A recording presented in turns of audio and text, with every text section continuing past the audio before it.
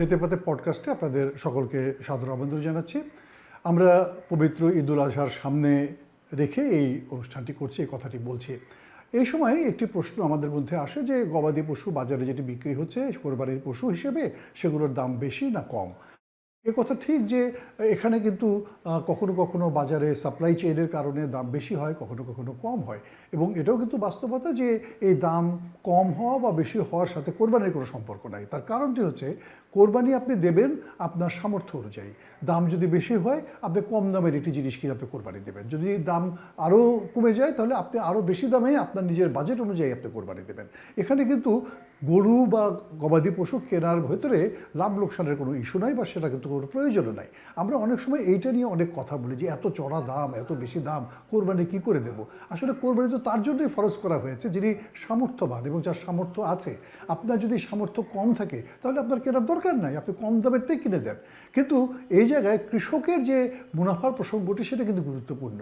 কারণ একজন কৃষক বা একজন খামারি যখন 4 মাস ধরে, 6 মাস ধরে, 9 মাস ধরে একটা গবাদি পশু পালন করে, তার পেছনে যত্ন নেয়, তাকে খাওয়ায় দাওয়ায়, তাকে রোগমুক্ত রাখে এবং আপনার জন্য প্রস্তুত করে কোরবানি দেওয়ার জন্য, সেই কৃষক কি লাভ করলো না লোকসান করলো এটি কিন্তু তার কাছে একটি ইস্যু। ক্রেতার জন্য কিন্তু লাভ লোকসান কোনো ইস্যু না, ইস্যুটা হচ্ছে বিক্রেতার জন্য, কারণ তিনি যত্ন করে ওই গবাদি পশুটাকে প্রস্তুত করেছেন।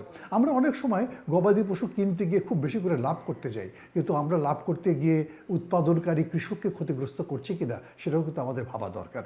আমরা মনে করি যে আমাদের যে সামর্থ্য আছে সেই সামর্থ্য অনুযায়ী আমি গবাদি পশু কিনবো এবং সেই অনুযায়ী আমি কোরবানিটি করব, তাহলে কিন্তু আর কোনো প্রশ্ন ওঠে না এবং সেটা নিয়ে কিন্তু আর কোনো সমস্যাও সৃষ্টি হয় না। এবছর অবশ্য একথা ঠিক যে বাজারে খাদ্যের দাম অনেক বেশি ছিল, যে কারণে গবাদি পশুর দাম একটু বেশি হওয়ারই কথা, এবং গবাদি পশুর দাম একটু বেশি হলে ক্ষুদ্র খামারি যারা আছে তারা অন্ততপক্ষে কিছুটা লাভের মুখ দেখতে পারবেন। কিন্তু এটাও অবশ্য সত্যি কথা, যে পরিমাণ উৎপাদন হয়েছে এবং বাজারে যে চাহিদা আছে তাতে কিন্তু সাপ্লাই চেইনের ভিতরে একটা গড়বড় আছে। সেক্ষেত্রে কোথাও কোথাও গবাদি পশুর সরবরাহ বেশিও হয়ে যেতে পারে, বেশি হয়ে গেলে কিন্তু দাম আবার কমে যাওয়ার সম্ভাবনা থাকে। সেই ক্ষেত্রে কিন্তু উৎপাদনকারী কৃষক বা যারা খামারি তাদের ক্ষতিগ্রস্ত হওয়ার সম্ভাবনা থাকে। আমরা মনে করি যে আপনি যদি পকেট থেকে 2 টাকা বেশি দিয়ে একটি গরু কেনেন কিংবা আপনার বাজেটের মধ্যে যদি গবাদি পশু আপনি কেনেন, সেক্ষেত্রে আপনার কিন্তু কোনো লোকসান নাই, বরং যে কৃষক উৎপাদন করেছে সে যদি 2 টাকা বেশি দামে বিক্রি করতে পারে সেটি তার জন্য লাভজনক। আমরা আসলে ঈদের আনন্দটি সকলে মিলে ভাগ করে নিতে চাই। যারা গবাদি পশু কোরবানি করব তারাও যেমন আনন্দ ভোগ করব, আমরা যারা বিক্রি করবে তারাও যাতে আনন্দটা পায় সেটাও কিন্তু আমাদেরকে দেখতে হবে। আর তাহলেই কিন্তু আমরা সত্যিকার অর্থে একটি সার্বজনীন ঈদ তৈরি করতে পারবো। সকলকে শুভেচ্ছা এবং ঈদ মোবারক।